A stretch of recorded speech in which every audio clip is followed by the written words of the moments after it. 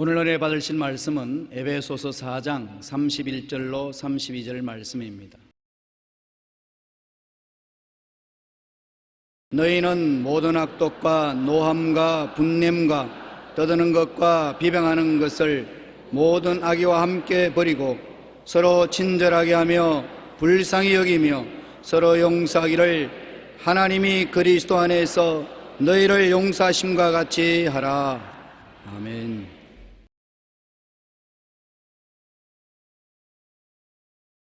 이해와 동정과 사랑과 용서라는 제목으로 은혜를 나누겠습니다. 우리는 어느 곳에 가나 사람들이 나를 이해해 주기를 원합니다. 이해받기를 원합니다. 그러나 나를 이해해 주시는 분은 나의 과거와 현재 삶을 아는 사람입니다. 현재 상태 사는 나만 보고 나를 평론할 수는 없습니다. 과거도 알아주고 현재도 알아줘야 이 사람이 왜 이렇게 행동하는가 이해할 수 있지요. 그리고 이해가 바탕이 되어야 우리가 짐을 서로 나누어 걸머질 수가 있습니다. 이해하지 못하는데 짐을 짊어질 수가 있나요? 서로 이해하기 때문에 짐을 걸머쥐고 동정을 하고 사랑하고 용서할 수 있습니다. 이해와 동정과 사랑과 용서가 없는 경쟁 상태로서의 이웃과 같이 살면 밤낮으로 정죄와 무례와 미움과 심판이 따릅니다. 이해하지 않고 내 편에 서서 이웃을 판단하면 못된 것만 보이고 안 되는 것만 보이고 잘못하는 것만 보이기 때문에 평론하고 비평하고 정죄하고 심판할 수밖에 다른 도리가 없는 것입니다. 게리 체프먼은 사랑의 부부 코칭 대화의 기술에서 진지하게 듣는 것이란 다른 사람이 생각하거나 느끼는 바를 이해하면서 듣는 것이라고 말한 것입니다. 우리가 서로 대화를 할 때 내 편의 이야기만 자꾸 설득하려고 하지 말고 귀를 기울여 다른 사람이 하는 말에 자세히 귀를 기울이고 다른 사람을 이해하는 바탕에서 대화를 해야 진실로 이해가 되는 것입니다. 우리가 누군가와 대화를 나눌 때 그 사람의 처지에서 생각해보고 그 사람의 눈과 귀로 세상을 바라볼 수 있어야 한다는 것입니다. 한 노부부가 40년 동안 해로하다가 정의견 일치가 안 되고 서로 이해가 안 되어서 이혼하기로 작정을 하고 재판관 앞에 나가서 이혼 서류에 서명을 했어요. 그래서 남편이 아내고 하는 말이 40년 우리 살다가 헤어진 마당에 점심이나 한번 같이 먹고 헤어지자. 그래서 점심을 먹으러 갔는데 닭 삶은 것을 주문해서 닭고기를 먹도록 했는데요. 남편은 아주 이제 헤어지는 마당에 한번 선심 쓰겠다고 닭 날개를 찢어가지고서 부인에게 주니까 얼굴이 새빠랗게 노해가지고서 아니 나에게 닭 날개 찢어준다고. 40년 동안 살았으면서 내가 닭 다리 좋아하는 거 아직까지 모르냐고. 그러니까 그 남편은 나는 닭 날개를 참 좋아하고 맛있어. 내가 제일 좋아하는 닭 날개를 찢어주었는데 저렇게 화를 내니까 당신 같은 사람하고 살지 못하겠다. 마지막에 서로 고맙다고 말 한마디만 했으면 도로 회복될 수 있잖아요. 40년 동안 살았으니까 서로 통하기만 하면 도로 살 수 있는데도 불구하고 날개와 닭 다리 때문에 이해가 안 되고 불통으로 헤어졌다는 이야기를 읽어본 적이 있습니다. 여러분, 이해라는 것은 남의 사정에 귀를 기울여 이해해야지 내 중심으로 서서 심판하고 판단하면서 이해를 할 수가 없는 것입니다. 상당 전문가인 오재헌 교수는 당신 마음을 압니다. 이 한마디를 듣지 못해서 사람들은 외로워하고 과거에 지배받고 고통에 몸을 뜬다고 말한 것입니다. 당신 마음을 압니다. 온갖 이야기를 다 하는 것은 결국 그 말 한마디 들으려고 하는 것입니다. 당신 마음을 내가 이해합니다. 시어머니가 어떻고 시집살이가 어떻고 그 사람 힘으로 고칠 수 없잖아요. 듣는 사람이 참 용합니다. 잘 참았습니다. 당신 마음을 이해합니다. 그 말 한마디 들으려고 그렇게 긴 이야기하는 것입니다. 세월이 어렵고 고통스러운데 신세한탄을 하면 듣는 사람이 뭘 신세한탄을 하고 있어. 용감하게 살지. 다른 사람들도 다 그렇게 사는데 그렇게 하면 본전도 못 찾고 더 마음에 상처만 입습니다. 그런 말하면 내가 알아요. 이해해요. 참 용합니다. 기왕 참은 짐에 더 참아보시지요. 그러면 자기를 이해해 주기 때문에 용기와 힘이 생기는 것입니다. 조곤한 말 한마디로 우리는 용기와 힘을 얻을 것이고 절망할 수도 있습니다. 다른 사람 이야기를 들을 때 성급한 판단이나 틀에 박힌 충고를 하기에 앞서 사랑의 마음을 품고 그 사람의 처지와 마음을 헤아려 보아야 합니다. 그럴 때 서로 마음을 나누고 희로 애락을 함께 할 수 있는 것입니다. 첫째로 우리가 항상 겪는 이웃 관계를 한번 알아보십시다. 성경에는 비판하지 말라 그러면 비판받지 않는다고 말하는 것입니다. 근데 사실은 우리가 만나서 이야기해보면 우리 대화의 거의 80% 이상은 비판하는 말을 합니다. 어느 교회에 대해서 이야기하면 그 교회에 대해서 비판하는 말부터 먼저 합니다. 어느 사람에 대해서 말해도 비판하는 말을 먼저 하는 것입니다. 우리가 항상 비판하기 때문에 상대방도 의뢰이 우리에게 비판을 하고 갈등을 가져오는 것입니다. 마태복음 7장 1절로 5절에 비판을 받지 아니하려거든 비판하지 말라. 너희가 비판하는 그 비판으로 너희가 비판을 받을 것이요 너희가 헤아리는 그 헤아림으로 너희 헤아림을 받을 것이니라. 어찌하여 형제의 눈 속에 있는 티는 보고 내 눈 속에 있는 들보는 깨닫지 못하느냐. 보라 내 눈 속에 들보가 있는데 어찌하여 형제에게 말하기를 나로 내 눈 속에 있는 티를 빼게 하라 했느냐. 외식하는 자여 먼저 내 눈 속에서 들보를 빼어라. 그 후에 밝히 보고 형제의 눈 속에서 티를 빼리라. 만일 제가 이 말을 했다면 오늘 당장 또 비평받을 것입니다. 이 말은 제 말이 아니에요. 예수님 말씀이에요. 여러분 비평을 할 수 없는 처지에 있는 절대적인 선인 예수님이 하신 말씀인 것을 귀를 기울여야 되는 것입니다. 누가복음 6장 37절로 38절에 비판하지 말라 그리하면 너희가 비판을 받지 않을 것이요 정죄하지 말라 그리하면 너희가 정죄를 받지 않을 것이요 용서하라 그리하면 너희가 용서를 받을 것이요 주라 그리하면 너희에게 줄 것이니 곧 후회되어 누르고 흔들어 넘치도록 하여 너희에게 안겨주리라. 너희가 헤아리는 그 헤아림으로 너희도 헤아림을 도로 받을 것이라고 말하고 있는 것입니다. 인생을 살면서 정죄를 받지 않으려면 남을 정죄하지 말아야 됩니다. 자꾸 잘못했다고 결점만 보고 정죄를 하면은 그 사람이 돌아서서 칭찬할 택이 있습니까? 같이 결점을 찾고 정죄합니다. 이 세상에 결점이 없는 사람이 없고 허물이 없는 사람이 없으니 그것을 지적하기 시작하면 나중에는 서로 핥히고 찢고 물고 싸우는 도리밖에 없는 것입니다. 예수님께서 하신 말씀이 언제나 우리 마음속에 메아리 쳐야 되는 것입니다. 너희 중에 죄 없는 자가 먼저 돌로 쳐라. 이 얼마나 장엄한 말씀인 것인가. 이게 아주 한 사람에게 운명을 걸어놓은 사건입니다. 성전뜰에서 예수님 말씀 가르칠 때 바리새교인 사두개인이 가늠하다가 현장에 잡힌 여자를 끌고 와서 예수님 발 앞에 꿇어앉혀놓고 손에 돌을 들고 선생님 모세 율법에는 가늠하다가 잡힌 자는 돌로 쳐 죽이라 했는데 이 여자가 가늠하다가 현장에서 잡혔습니다. 당신은 어떻게 하겠나이까? 만일 예수님이 돌로 치지 말라고 했다면 예수님이야말로 이단이다. 모세 율법을 거역하는 자는 이단이 아니고 뭐냐 우리 선생이 될 수 없다고 말할 것입니다. 자신만만했습니다. 이젠 예수님 잡았다고 생각했었습니다. 그런데 예수님께서 그 사람들을 둘러보시고 난 다음 너희 중에 죄 없는 자가 먼저 돌로 쳐라. 치지 말라고 말 안 했습니다. 율법대로 하라. 그러나 너를 먼저 살펴보고 난 다음에 율법대로 시행하라. 네가 죄 없으면 그 여자를 돌로 쳐라. 그리고 예수님이 허리를 숙여서 손가락으로 글을 씁니다. 그 사람들이 몰래 감추인 죄악을 다 들춰내 놓습니다. 어깨너머로 예수님 손가락에 쓴 글을 읽은 바리새교인 사두개 교인들은 한 사람도 남김없이 돌멩이를 떨어뜨려 놓고 다 집으로 돌아가고 말았습니다. 나중에 예수님께서 그 여자 보고 여자의 고개를 들라 너를 정죄하는 자가 있느냐?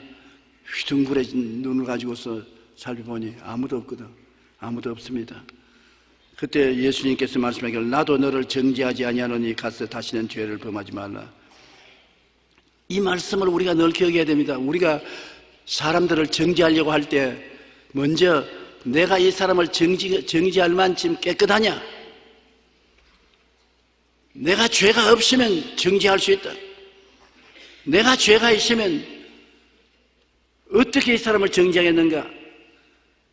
내가 그 사람을 정죄하면 하늘에 계신 하나님께서 나를 정죄하기 시작하는 것입니다.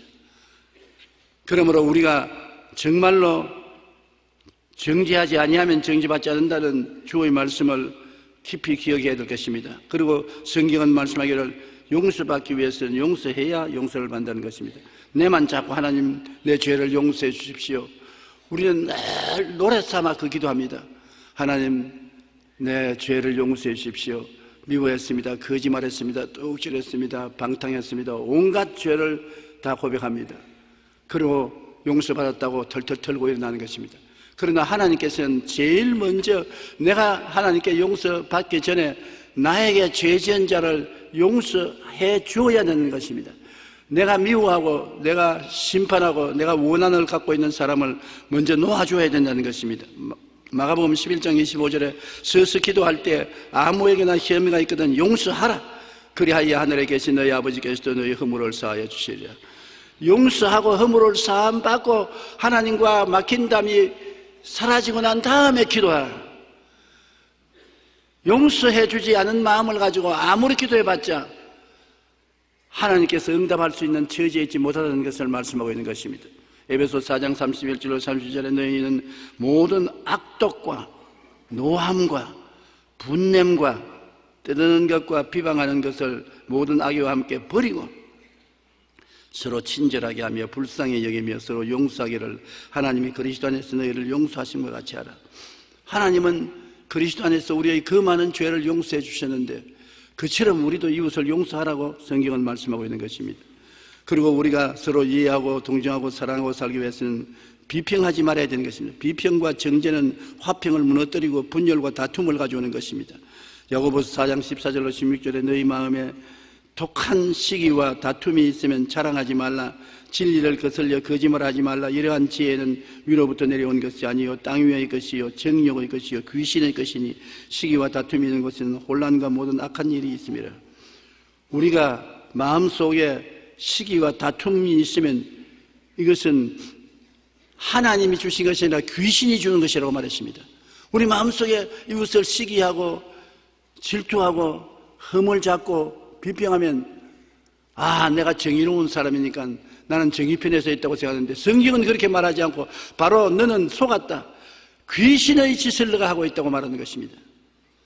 그만큼 우리는 우리 자신이 정의편에 서 있다고 생각하나 여러분 실제는 귀신에게 속은 일이 될 것입니다. 요사이 정의가 무엇이냐는 토론이 활발하게 진행되어 있는 것입니다.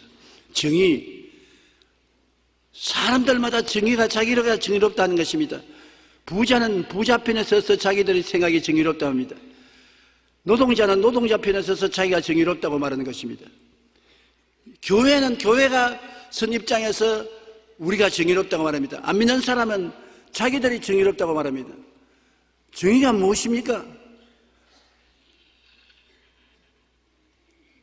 하나님의 말씀에 선 것이 우리는 정의라고 확신한 건데 그 하나님의 말씀이 십자가를 걸머지지 않은 정의는 정의가 될 수 없습니다. 십자가의 사랑이 없는 정의가 무슨 정의가 되는 것입니까? 내가 십자가를 걸머지고 저 사람의 고통과 괴로움을 이해하고 동정하고 사랑하면서 정의를 실천할 때 그게 진짜 정의가 되는 것입니다. 십자가 없는 정의는 폭력입니다. 자기 정의를 시행하겠다고 일방적으로 나오는 것은 폭력이지요. 그러므로 정의가 쓰려면 십자가를 덜머지고 정의를 실천해야 되는 것입니다. 예수님이 말씀하는 정의가 항상 올바른 것은 예수님은 십자가를 덜머지고 정의를 실천한 것입니다. 우리를 위해서 고통을 감당하면서 정의를 실천한 것입니다. 그러므로 우리는 독한 시기와 다툼을 하면서 자랑합니다. 자, 내가 정의를 실천한다. 성경은 말하기를 그것은 귀신의 것이니 시기와 다툼이 있는 것에는 혼란과 모든 악한 일이 있습니다. 정의가 아니라 귀신 것이라고 말하는 것입니다. 향나무와 같은 의인이라는 말이 있습니다. 프랑스의 화가 조르주 루오는 예수님 모습을 여러 판화로 완성하여 작품마다 특이한 제목을 붙였습니다. 그 중에 의인은 향나무처럼 자신을 치는 도끼의 향을 바른다는 제목을 붙인 작품이 있는 것입니다. 백향목은 수목의 왕으로서 장엄한 수목으로 보기에도 감탄스러웠지만 향이 많은 나무입니다. 새벽 이슬을 먹고 자란다는 속담이 있는 나무인데 도끼로서 그 나무를 찍으면 도끼날에 향이 묻어서 아주 도끼날조차 향기롭게 된다는 것입니다. 그러므로 우리는 남을 심판하는 심판을 받으면서도 그 심판하는 사람의 칼날 같은 입술에 향을 묻혀서 보내는 뜻을 의미한다고 말합니다. 손양원 목사 보십시오. 손양원 목사의 생활이 향기가 나되 보통 향기가 나지 않습니다. 왜냐? 예수 순천 반란 사건 때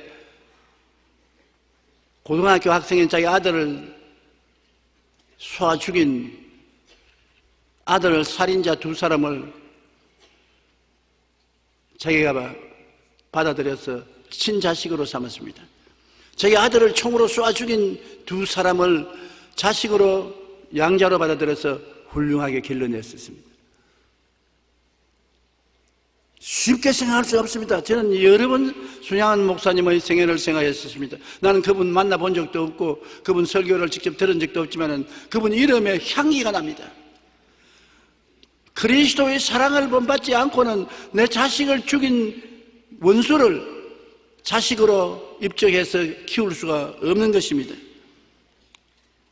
자신을 찍는 도끼날에 향을 발라주는 삶을 사신 예수님은 마태복음 5장 44절에 너희 원수를 사랑하며 너희를 박해하는 자를 위하여 기도하라 말씀하셨습니다.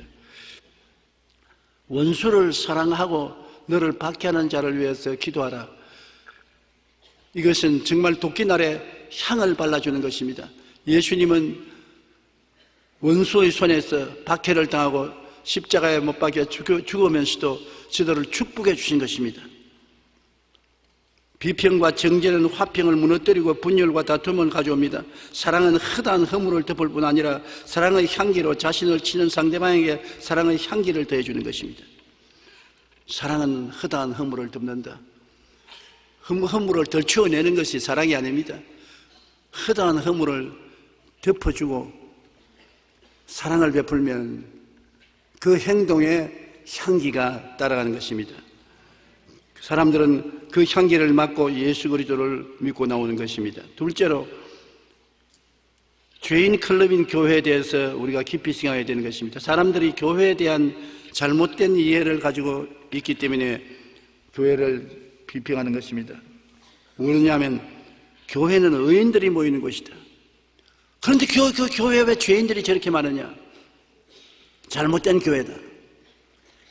교회는 의인들이 모이는 곳이라고 생각하는 것이 잘못된 이해인 것입니다. 교회는 죄인들이 모인 집단인 것입니다. 누가복음 5장 32절에 내가 의인을 부르러 온 것이 아니요 죄인을 불러 회개시키러 왔노라. 교회에 예수님이 와 계신다고 하면 너희 두세 사람이 내 이름으로 모인 곳에 나도 너희 가운데 있겠다. 이 자리에 예수님이 계십니다. 왜 계시느냐? 죄인이 있기 때문에 와 계신다고 합니다. 의인이 있는 곳에 예수님이 오실 필요가 없지 않습니까?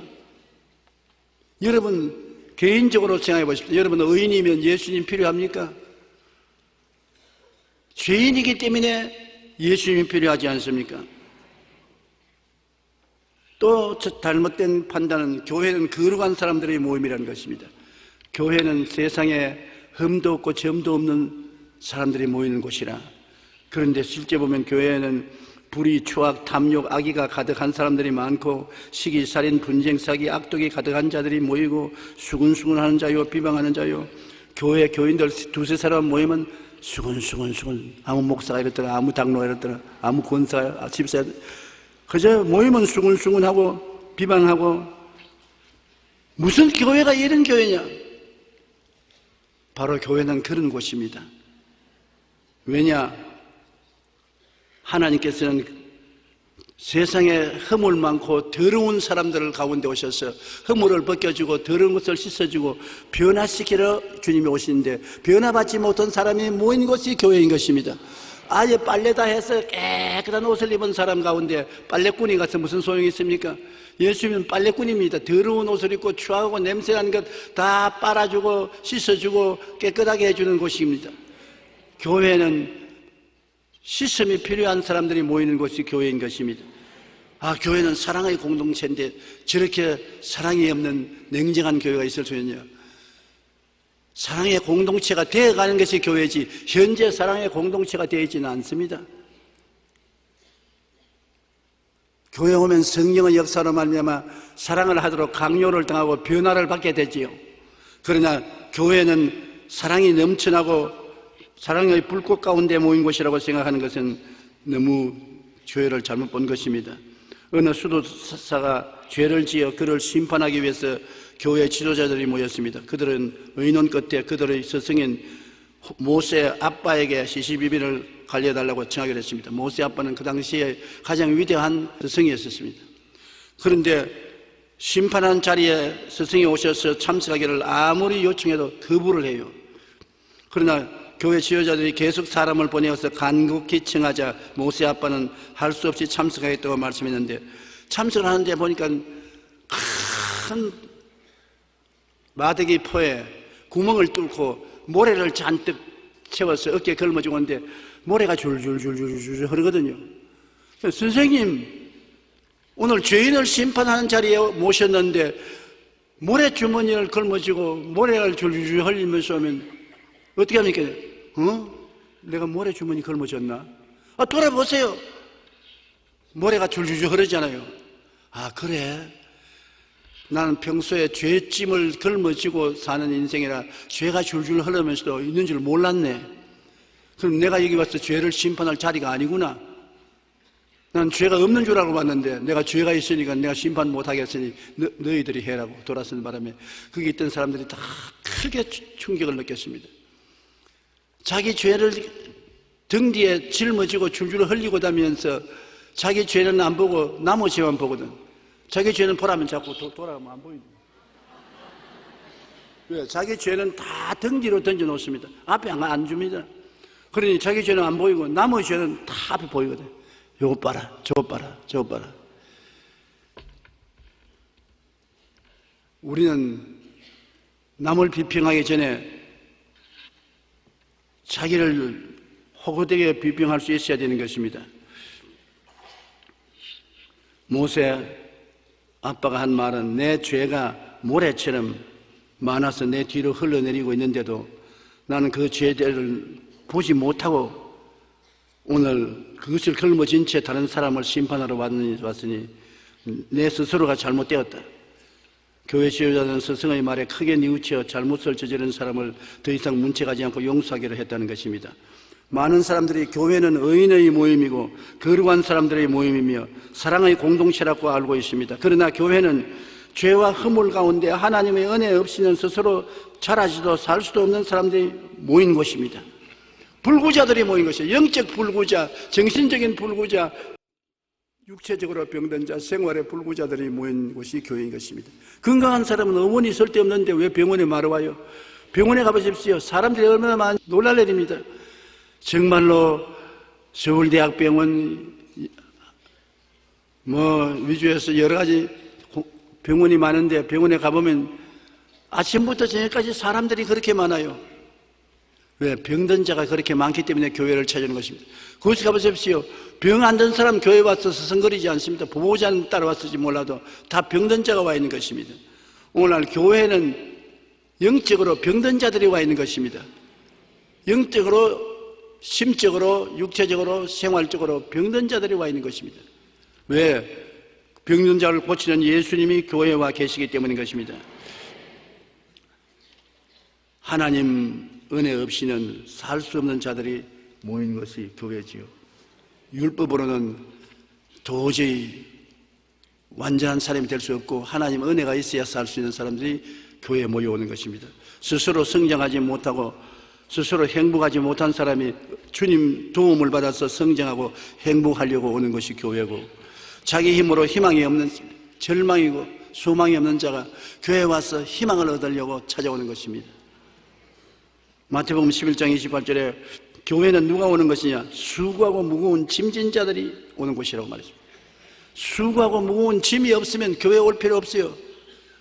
왜? 교회는 주님이 수고하고 무거운 짐진 자들 다 내게로 와서 내게 짐 내려놔라, 짐 맡기는 곳이 교회인 것입니다. 그러면 수고하고 무거운 짐이 없는데 교회 왜 찾아와요? 이사야 55장 1절에 오라 너희 모든 목마른 자들아 물로 나오라, 돈 없는 자도 오라. 목마른 자, 돈 없는 자, 이런 사람들이 모이는 것이 바로 교회라는 것을 우리가 이해해야 되는 것입니다. 고린도전서 1장 26절로 29절 여러분 자세히 한번 들어보세요. 교회에 어떤 사람이 있는지. 형제들아 너희를 부르심을 보라. 육체를 따라 지혜로운 자가 많지 아니하며 능한 자가 많지 아니하며 문벌 좋은 자가 많지 아니하도다. 그러나 하나님께서 세상에 미련한 것들을 택하사 지혜 있는 자들을 부끄럽게 하려 하시고 세상에 약한 것들을 택하사 강한 것들을 부끄럽게 하려 하시며 하나님께서 세상에 천한 것들과 멸시받는 것들과 없는 것들을 택하사 있는 것들을 폐하려 하시나니 이는 아무 육체도 하나님 앞에 자랑하지 못하게 하려니라. 그러니 이 성경에 보면 교회는 누가 모이는 곳입니까? 지혜 없는 자, 능한지 못한 자, 문벌이 좋지 않은 자, 미련한 자들, 약한 자들, 천한 자들, 멸시받는 자들, 없는 자들, 이런 사람이 모인다고 했었습니다. 그러니까 교회가 여러분 빛나고 아름다울 수 없지요. 왜 오느냐? 하나님께서 이러한 사람들을 변화시키겠다고 말씀하시고 계신 것입니다. 항상 그대로 남아있는 것이 아닙니다. 그런 사람들을 변화시켜서 아름답게 만들어서 다시 세상으로 내보내시고 또 그런 사람들을 모아놓고 또 변화시켜서 또 내보내는, 교회는 치료받아 건강하게 만들어서 내보내는 처소인 것입니다. 인간을 뜯어 고치고 변화시키는 처소가 교회라는 것을 알아야 되는 것입니다. 어두움에 처한 자가 교회에 와서 빛을 찾고 심신의 병든 자가 교회에 와서 치료를 얻는 곳입니다. 성령께서 역사하는 것도 공허하고 혼돈하며 흑암의 깊은 위에 있는 곳에 성령이 운행한 데 있습니다. 꽉 들어차고 질서정연하고 모든 것이 알찬 곳에 성령이 역사하지 않는다고 하셨습니다. 성령은 공허하고 혼돈하고 흑암의 깊은 위에 있는 곳에 운행하신다. 왜? 새로운 세계를 만들어주기 위해서. 여러분, 나는 마음이 공허하고 나는 혼돈하고 마음이 흑암의 깊음이 있고 너무 답답합니다. 우리 집도 우리 생활도 엉망입니다. 그러면 성령님을 모셔드리십시오. 찾아옵니다. 그런데 성령님을 인정하고 환영하고 모시도록 의지하면 성령이 오셔서 기꺼이 창세기적 역사를 베풀어서 새로운 세계를 만들어 주시는 것입니다. 오늘날 우리들은 예수님도 모자라는 사람들 가운데 와 계신 것을 알아야 됩니다. 예수님은 가난한 곳에 복음을 전하고 오시고 포로된 자에게 자유를 주시기 위해서 오시고 눈먼 자에게 다시 보기함을 주시려고 오시고 눌린 자에게 자유를 주시려고 오시고 율법의 노예가 된 자에게 은혜를 주시려고 오신다고 말하셨습니다. 그러므로 예수님은 문제 가운데 와 계신 것입니다. 가난한 사람 가운데 예수님이 와 계십니다. 문제가 있어 죄와 저주, 절망과 죽음에 포로된 자에게 와 계시고 안 못 보는 사람 가운데 예수님이 와 계시고 눈치 눌려서 스트레스에 걸려서 좌절과 절망에 걸린 사람에게 예수님이 와 계시고 율법의 노예된 자에게 은혜를 주시기 위해서 예수님이 와 계신 것입니다. 예수님은 어느 곳이나 자유를 주기 위해서, 해방을 주기 위해서, 생명을 주기 위해서 오신 것입니다. 요한복음 10장 9절로 10절에 내가 문이니 누구든지 나로 말미암아 들어가면 구원을 받고 또는 들어오며 나오며 꼴을 얻으리라. 내가 온 것은 양으로 생명을 얻게 하고 더 풍성히 얻게 하려 왔노라. 주님이 유일하게 우리가 생명을 얻되 넘치게 얻는 처소로 들어가는 문이 되시는 것입니다. 예수님이 문으로 인도해 주겠다고 말씀 안 했습니다. 예수님이 문이신 것입니다. 예수님을 구주로 모시고 그 이름을 부르면 여러분은 생명의 처소에 들어오게 된 것입니다. 여러분 강하고 담대하게 주님께 생명을 구하시기 바랍니다. 셋째로 십자가와 나의 관계를 우리가 생각해 봐야 되는 것입니다. 십자가와 나는 무슨 관계가 있습니까? 이번 주간은 예수님이 십자가를 걸머진 주간인 것입니다. 십자가와 내가 어떤 관계가 있느냐? 나는 죄로 항상 더러워지고 항상 어두움의 종이 되고 삽니다. 이 세상에 전부 죄 없고 의로운 생활을 하는 사람이 누가 있습니까? 예수를 믿고 구원을 받고 난 다음에 교회에 들어와서 예배 드릴 때는 참 거룩하고 깨끗하고 감사하고 찬양하다가 교회 밖으로 나가면 자식도 모르는 사이에 그만 세상에서 다시 죄를 짓게 되고 어두운 얼굴을 갖고 욕을 하게 되고 거짓말하게 되고 세상에 물들게 되는 것입니다. 죄로 항상 더러워지고 항상 어두움의 종이 되는데 예수 믿는 자와 안 믿는 자가 뭐가 다르냐? 항상 예수 믿는 자는 씻음을 받고 변화를 받는 근원을 모시고 있는 것입니다. 나를 씻겨주시는 십자가 보혈, 나를 밝히시는 십자가, 평생에 내가 늘 안고 의지하고 있는 십자가가 있기 때문에 그것이 믿는 자와 안 믿는 자가 다른 것입니다. 안 믿는 자는 죄악 가운데 빠져서 허덕이며 헤어나올 도리가 없어요. 죄를 짓고 불의하고 추악하고 버림을 받아야 마땅한 죄악 속에서 헤어나올 도리가 없어요. 그러나 예수 믿는 사람은 십자가를 끌어안고 있기 때문에 또 회개하고 또 변화를 받고 또 회개하고 또 변화받고 십자가를 의지하고 나날이 변화를 받고 조금씩 달라지는 삶을 살 수 있는 것이 십자가인 것입니다. 그러므로 십자가는 항상 내가 가슴에 품고 살아야 될 하나님의 은총인 것입니다. 요한복음 19장 30절에 예수께서 신 포도주를 받으신 후에 이르시되 다 이루었다 하시고 머리를 숙이고 영원히 떠나가시니라. 여러분 십자가에서 예수님이 다 이루어 놓으신 것입니다. 여러분의 죄도 일평생 죄를 다 청산했습니다. 더러움도 다 씻었습니다. 질병도 다 청산했습니다. 저주도 다 청산하고 사망과 음부도 다 청산했습니다. 예수님이 다 이루었다. 이제 나는 너희 것이다. 여러분 예수님이 자기 자신을 우리에게 선물로 내어주셨는데 이 예수님은 우리가 십자가를 통해서 끌어안는 것입니다. 우리가 예수 죽은 것을 항상 몸에 짊어지면 예수의 생명도 우리 몸에 나타나게 하립니다.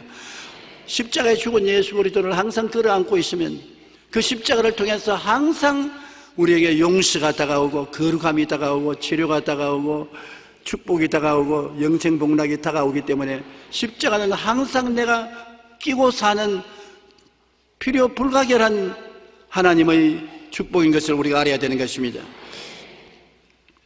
그러므로 고린도후서 5장 11절 누구든지 그리스도 안에 있으면 새로운 피조물이라 이전 것은 지나갔으니 보라 새 것이 되었도다. 우리가 매일같이 조금씩 새 것이 되는 것입니다. 하루아침에 자고 나니까 완전히 새 것이 되었다. 거짓말입니다. 예수 믿는다면서 별 볼 일 없이 지나내나? 아닙니다. 예수 안 믿는 사람은 그 가슴 속에 십자가가 있어서 변화받을 수밖에 없습니다. 예수님이 십자가에서 나를 짊어지시고 십자가를 통하여 성령이 운행하시기 때문에 사람들 눈에 안 보이는 것 같지만은 변화를 받는 것입니다.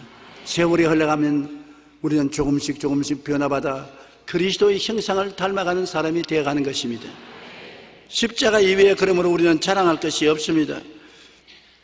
이 세상에 우리의 행위를 자랑할 수 없고 율법을 자랑할 수 없고 지식을 자랑할 수 없습니다. 빌립보 2장 6절로 8절에 그는 근본 하나님의 본체시나 하나님과 동등됨을 취할 것으로 여기지 아니하시고 오히려 자기를 비워 종의 형체를 가지사 사람들과 같이 되셨고 사람의 모양으로 나타나서 자기를 낮추셔 죽기까지 복종하셨으니 곧 십자가에 죽으심이라. 십자가에서 하나님의 뜻을 따라 죽기까지 복종해서 여러분을 청산해 주신 것입니다. 하나님은 예수님을 보내신 것은 여러분 옛사람을 청산하고 그리스도 안에서 새사람을 만들기 위해서 그렇게 하신 것입니다. 그러기 위해서 주님은 끝까지 십자가를 참으신 것입니다. 마귀는 십자가에서 예수님이 못 참고 내려오기를 원하는 것입니다.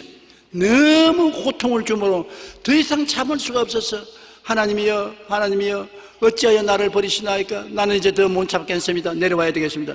그래서 대속을 중도에서 포기하게 만들려고 하는 것입니다. 그러면 여러분 우리는 영원히 마귀의 종으로 남아있고 해방을 얻을 수가 없습니다. 마귀는 그렇게 하려고 했는데 예수님은 그 고통을 끝까지 참으셨습니다. 죽기까지 복종했습니다. 십자가의 죽으심으로 말미암아 다 이루었다, 우리 해방을 주신 것입니다. 갈라디아서 5장 1절에 그러므로 그리스도께서 우리로 자유케 하였고 자유를 주었은즉 그러므로 믿음의 굳세게 서서 다시는 종의 멍에를 매지 마라. 죄의 종의 멍도, 허물도, 질병도, 저주도, 절망도, 죽음도 종의 멍에를 매지 마라. 멍에는 여러분 꺾어버려야 되는 것입니다. 갈라디아서 6장 14절에 내게는 우리 주 예수 그리스도의 십자가 외에 결코 자랑할 것이 없으니 그리스도로 말미암아 세상이 나를 대하여 십자가에 못 박이고 내가 또한 세상에 대하여 그러하느냐. 그러므로 우리는 십자가밖에 의지할 것이 없습니다. 내가 십자가에 옛사람이 못 박이고 예수님은 십자가를 통하여 나 새 사람을 만들어 주시고 십자가에서 나의 연약함을 담당하신 주님만이 나의 힘이 되시는 것입니다. 십자가만이 주님께서 진실로 나를 이해하시고 동정하시고 용서하시고 사랑하는 처소가 십자가인 것입니다.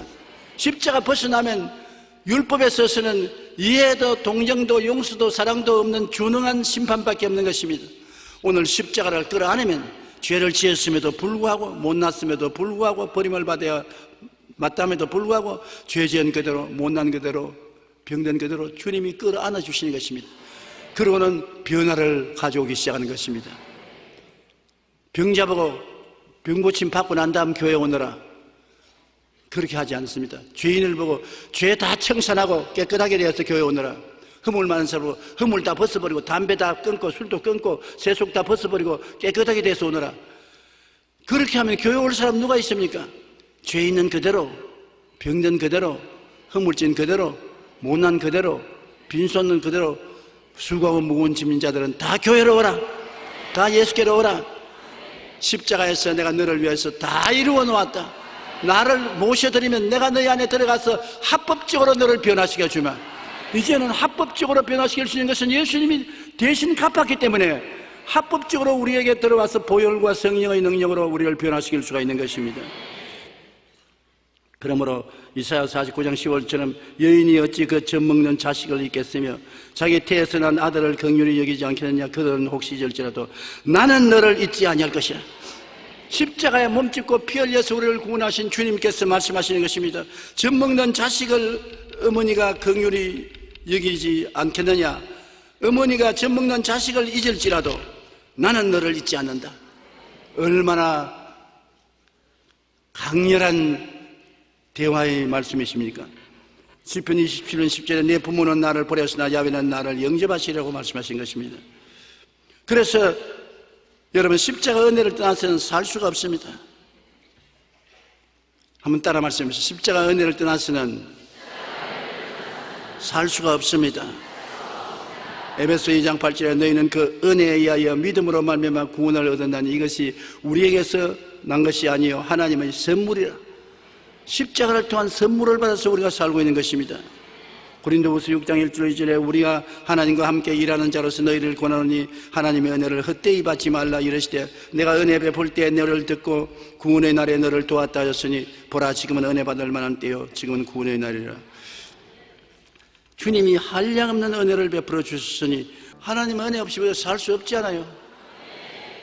죄를 지어도 하나님의 은혜가 나를 구원해 주시고 약할 때도 하나님의 은혜가 나를 붙들어 세워주시고 의롭게 살 때 축복을 받게 하는 것도 하나님의 은혜가 해주시고 그리스도 안에서 하나님의 은혜가 넘쳐나고 그리스도 밖에는 은혜를 찾을 수가 없습니다. 그리스도 밖에는 이해와 동정과 용서와 사랑이 없습니다. 갈보리 십자가에서만이 이해와 동정과 용서와 사랑이 넘쳐나고 그 은혜 속에 우리가 한평생을 살게 되는 것입니다. 내 생명이 변화되는 곳은 바로 그 갈보리 십자가 밑에서 생명이 변화됩니다. 십자가에 나에 대한 주님의 이해와 동정과 용서와 사랑이 성령으로 부음받아 난 그리스도의 모습을 따라 조금씩 변화되어 가고 있는 것입니다. 여러분 힘과 능으로 변화되는 것은 아닙니다. 변화되겠다고 결심을 하지만은 실천할 힘이 없습니다. 내가 십자가 밑에 나가서 십자가를 끌어안으면 예수 그리스도의 은혜가 용서와 성령을 통해서 우리를 변화시켜 주시는 것입니다. 로마서 8장 29절로 30절에 하나님이 미리 아신 자들을 또한 그 아들의 형상을 본받게 하기 위하여 미리 정하셨으니 이는 그로 많은 형제 중에서 맏아들이 되게 하려 하심이라. 또 미리 정하신 그들을 또한 부르시고 부르신 그들을 또한 의롭다 하시고 의롭다 하신 그들을 또한 영화롭게 하신다니라. 예수 그리스도의 형상을 본받는 것이 하나님의 최후의 목적인 것입니다. 은혜를 베풀어서 우리로 하여금 매일매일 변화를 받아 결국에는 예수 그리스도의 형상을 담게 하는 것이 하나님의 뜻인 것입니다. 십자가 없는 영광은 또 다른 멍해입니다. 아무리 종교가 좋아도 십자가 없는 종교는 또 멍해입니다. 사랑이 좋아도 십자가 없는 사랑은 또 다른 멍해입니다. 아무리 위대하고 훌륭한 사람도 십자가 없는 위대와 훌륭한 하나님이 보낸 사람이 아닌 것입니다. 우리는 오직 십자가 밑에 나와 새 생명, 새 희망을 얻게 되는 것입니다. 십자가 이외에는 자랑할 것이 결코 없는 것입니다.